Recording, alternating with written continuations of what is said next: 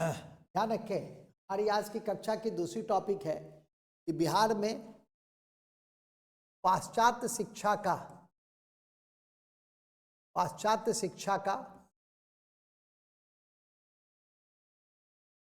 विकास। पाश्चात्य शिक्षा का विकास।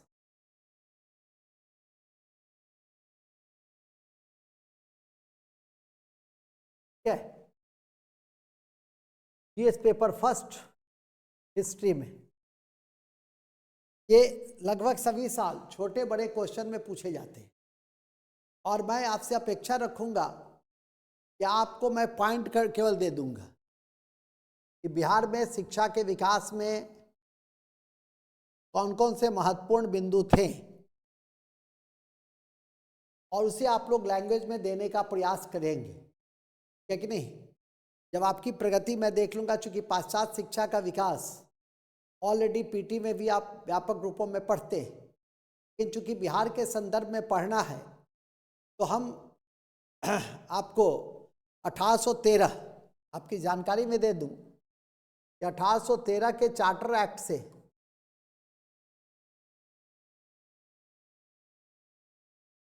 1813 के चार्टर एक्ट से ही आधुनिक शिक्षा के विकास के लिए जो कंपनी ने 1 लाख रुपए दिए, उसी पॉइंट से हमें इसको दिखाना है और हमारी कोशिश है और आपका पूरा भागीरथ प्रयास होना चाहिए कि आप उसे हमें लिख करके भेजिए। मैं पॉइंट आउट करता हूं जिससे कि आपकी लेखनी विकसित हो सके। और इसी क्रम में 1813 के बाद जो दूसरा महत्वपूर्ण प्रयास था वो था 1835 का निकाले माइन्यूट, निकाले अंग्रेजी शिक्षा का प्रस्ताव। सब पढ़े हैं अंग्रेजी शिक्षा का प्रस्ताव।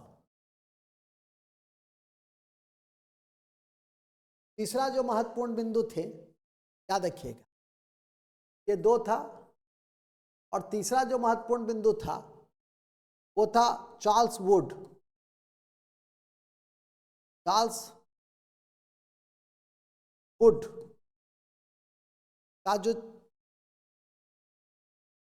वुड का जो प्रस्ताव थे, जिसे आप लोग की जानकारी में मैं दे दूं, इसे आधुनिक शिक्षा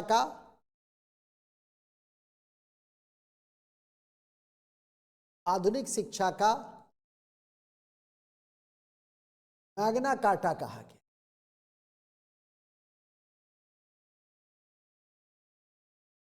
से लिखेंगे बिहार में इसी क्रम में हमारी आधुनिक शिक्षा का विकास होता है और फिर जो सबसे पहला आपकी जानकारी में भी दे दूं कि बिहार में इसी क्रम में जो पहला स्कूल बना वो था पटना में।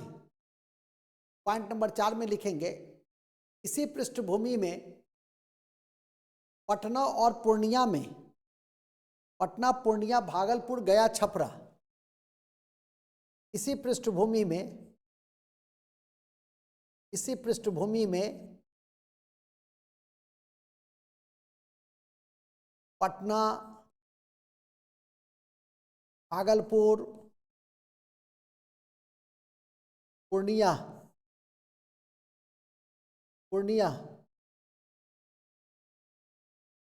गया, छपरा में सरकारी स्कूल की स्थापना, सरकारी विद्यालय स्थापित हुआ। तो 2-4 शहरों का नाम गिना देंगे। ये जो विकास है ये 1835 में हुआ और फिर 1845 में पटना में एक बालिका विद्यालय भी खुला। 1845 में पटना में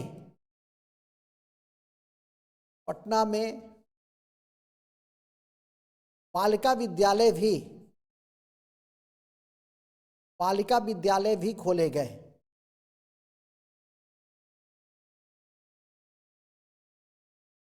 1845 में पटना में बालिका विद्यालय भी खोले गए। तो इस पॉइंट्स को भी लिख लेंगे।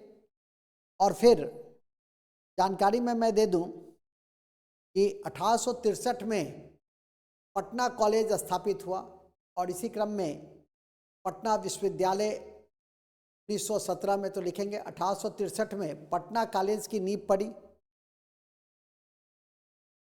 पटना कॉलेज की नींव पड़ी 1863 में, पटना कॉलेज की नींव पड़ी। ध्यान रखेंगे 1863 में पटना कॉलेज की नींव पड़ी। देखिए कितना पुराना है। 1917 में पटना विश्वविद्यालय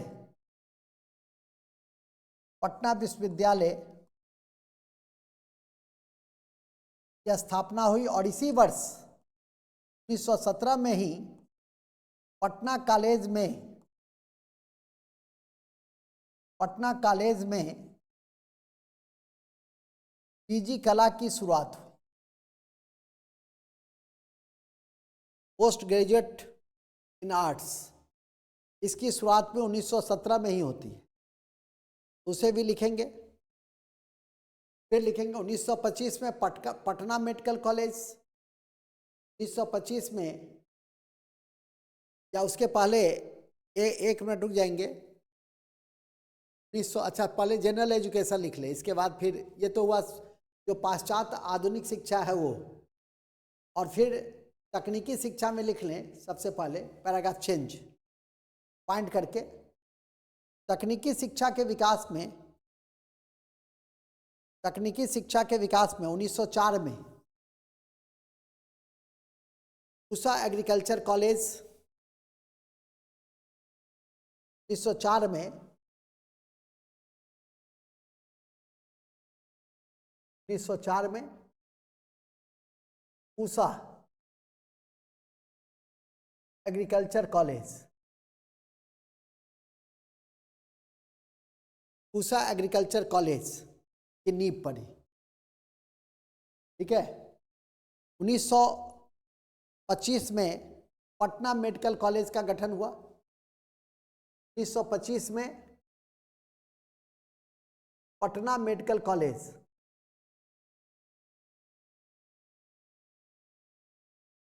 जल्दी आपको इसमें इस भी याद रखना है, लैंग्वेज दे देना है, यही तो विकास पूछता है। और 1928 में इसके 3 वर्षों के बाद पटना साइंस कॉलेज की नींव पड़ी थी। ठीक है, साइंस कॉलेज पटना 1928 में साइंस कॉलेज पटना की नींव पड़ी। लेकिन उससे पहले 1925 में जब पटना मेडिकल कॉलेज की नींव पड़ी तो उसी वर्ष पटना इंजीनियरिंग कॉलेज की भी नींव पड़ी थी। तो पटना 1925 में ही पटना इंजीनियरिंग कॉलेज की भी नींव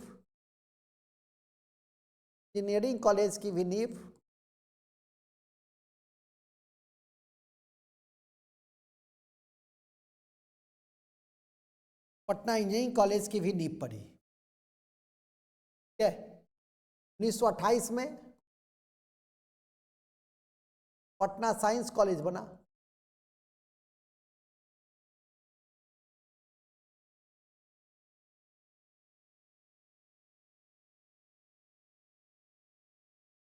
उन्नीस में पटना साइंस कॉलेज की स्थापना हुई। ठीक है। 1928 में पटना साइंस कॉलेज। और एक और लिख सकते हैं ISM धनबाद 1926 में, बीच में लिख दीजिएगा 1926 में ISM धनबाद, क्योंकि अभी आज़ादी के पहले में तो धनबाद भी बिहार में ही है, तो इसीलिए इसको यहाँ डाल दीजिएगा। कोई ऐसा तो पूछ नहीं रहा है कि विभाजन के बाद बिहार में आधुनिक शिक्षा। ठीक है। ISM धनबाद की भी नींव पड़ी। और इसी ISM धनबाद की कड़ी में 1930 में पटना वेटनरी कॉलेज की नींव पड़ी। 1930 में पटना वेटनरी कॉलेज की भी कॉलेज की भी नींव पड़ी। यही आपका आधुनिक शिक्षा, पाश्चात्य शिक्षा और तकनीक का विकास है। अब इस क्वेश्चंस को कैसे देना है तो मैंने बताया कि सबसे पहले थोड़ा सा शिक्षा के संदर्भ में जो प्रोडक्शन है उसको लिख देंगे, और फिर इसकी जो आधुनिक शिक्षा का विकास ब्रिटिश काल में हुआ, आप लोग पढ़े हैं कि आधुनिक शिक्षा के पहले वारेन हेस्टिंग्स के समय में, और फिर कलकत्ता मदरसा वगैरह सब, और वहाँ से टर्न अप होता है वो 1813 में, और 1813 के चार्टर एक्ट में पहली बार आधुनिक शिक्षा के लिए 1 लाख रुपए, और फिर वहाँ से होते हुए मैकाले प्रस्ताव, कैसे एंग्लो ओरिएंटल डिबेट होता है, और फिर अंग्रेजी शिक्षा के ऊपर बल दिए जाते हैं, और इसी क्रम में फिर चार्ल्स वुड, और चार्ल्स वुड के बाद फिर इस बीच में 35 के ही कॉन्टेक्स्ट में जो सरकारी विद्यालय, जिला स्कूल वगैरह की जो स्थापना होती है उसको जरूर लिखना चाहेंगे। पटना, भागलपुर, छपरा, गया, ठीक है। कालांतर में दरभंगा वगैरह को भी आप जोड़ सकते हैं। पटना में फिर 1845 में बालिका स्कूल बना, और 63 में पटना कॉलेज खुली। 1917 में पटना विश्वविद्यालय, और इसी वर्ष पटना कॉलेज पीजी स्तर पर शुरू हुआ। तो एक जनरल एजुकेशन का डेवलपमेंट, लेकिन साइंस और तकनीकी शिक्षा का जो डेवलपमेंट है वो यहाँ पर इन 7-8 तथ्य हैं, उसको याद रख सकते हैं। 1904 में पूसा एग्रीकल्चर कॉलेज, 1925 में पटना मेडिकल कॉलेज, और इसी वर्ष पटना मेडिकल कॉलेज के साथ साथ पटना इंजीनियरिंग कॉलेज, और फिर पटना इंजीनियरिंग कॉलेज के क्रम में ही 1926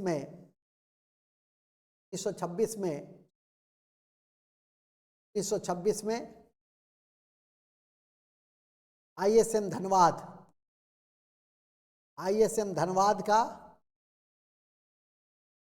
धनबाद को स्थापित किया गया। 1928 में फिर पटना साइंस कॉलेज बना।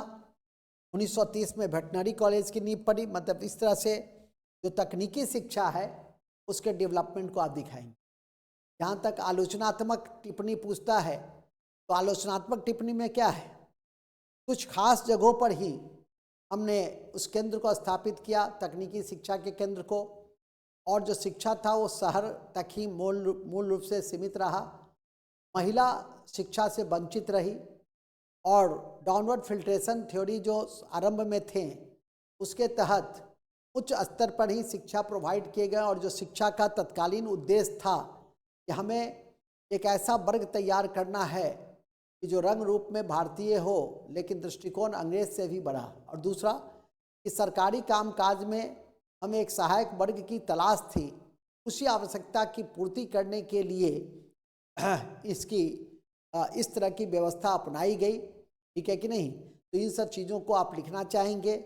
कालांतर में जैसे क्वेश्चंस का जो मॉडल्स रहे, तो गांधी के वर्धा प्रस्ताव, बुनियादी शिक्षा जो पीटी वगैरह पढ़े हैं उन सबको वहाँ पे डालते हुए और अपनी बातों को समाप्त करेंगे। फिर एक डायग्राम बनाते हुए, प्रस्तुतिकरण को बेहतर रखते हुए फिर आप अपनी बातों को समाप्त कर देंगे। तो मुझे लगता है कि इस तरह के क्वेश्चन चाहे वो छोटे में हो या बड़े में, तो आपको कठिनाई नहीं होगा। और ऐसा क्वेश्चन लिखना भी चाहिए, क्योंकि आपके पास वक्त बहुत कम होता है। 20-22 मिनट में आप यदि इस तरह के क्वेश्चंस होते हैं तो बड़ी आसानी से आप लिख सकते हैं। और अन्यथा चूँकि आपके पास करंट जैसा बड़ा टॉपिक, अब 8 क्वेश्चन आपके जो कंपलसरी क्वेश्चन के कारण समय का बहुत अभाव है। बोल देना बहुत सरल है, लेकिन जब आप लिखेंगे तब आपको समस्या आएगी कि कैसे इस 8 क्वेश्चन जो कंपलसरी है वो, और 4 क्वेश्चन जो बड़े बड़े हैं सो, और फिर स्टैट 1 घंटा कम से कम 10 मिनट लगता है। जो काफ़ी एक्सपर्ट होता है इतने कैलकुलेशन करने पड़ते हैं कि 1 घंटा 5-7 मिनट तो लगेगा ही। तो ऐसी स्थिति में आप दोनों सेक्शन पर एक न एक सेक्शन पे आपको 55 मिनट के आसपास बैठता है। तो वैसी स्थिति में इस तरह के क्वेश्चंस को लिख करके आप आगे बढ़ सकते हैं, ठीक है कि नहीं। नोट्स बनाना तो बहुत आसान है, और भी इसमें बहुत सारे पॉइंट्स जोड़ दें कि इतने पॉइंट्स को भी जोड़ करके प्रस्तुतिकरण दिखला दीजिएगा। और जो मैंने आलोचनात्मक परीक्षण किया उसको आप यदि समझ जाइएगा और पॉइंट आउट कर देंगे तो मैं समझता हूँ कि आपको ठीक ठाक नंबर मिल जाएगा और आप आगे बढ़ेंगे। क्योंकि फर्स्ट पेपर में यदि आप 180-90 प्लस ले आते हैं तो फिर आपको compete करने से कोई रोक नहीं सकता। और अब इससे भी जीएस बेस्ड है, जो आप इकोनॉमिक्स पढ़ते हैं, ज्योग्राफी पढ़ते हैं, साइंस टेक पढ़ते हैं, डिफरेंट रूपों में जो आर्टिकल्स पढ़िएगा, तो फिर एस्से लिखने में भी 2 एस्से लिखने में कोई दिक्कत नहीं है। तीसरा एस्से केवल एक मुहावरा पे है, केवल मुहावरा को समझ जाना है, और मुहावरा को समझ करके आप जो उसके डिफरेंट डायमेंशन है उस आलोक में आप उसको लिख सकते हैं, ना आगे नाथ न पगहा, ठीक है कि नहीं। 9, 2, 11 हो जाना भी दे सकता है, जैसे पिछले बार दिया कि धर्म के बिना विज्ञान लंगड़ा है तो विज्ञान के बिना धर्म अंधा है। तो इस तरह के जो ये सब टॉपिक पकड़े भी जाते हैं, तो ध्यान रखेंगे जब मैं मुहावरा से जुड़ा हुआ 5-10 इससे लिखवाऊंगा तो फिर आपको कोई कठिनाई नहीं होनी चाहिए, और थोड़ा अपने स्तर से भी उन सब चीज़ों पे चिंतन मनन करते रहें। इन्हीं शब्दों के साथ जय हिंद, जय भारत, बहुत बहुत धन्यवाद। कल हमारा नेक्स्ट टॉपिक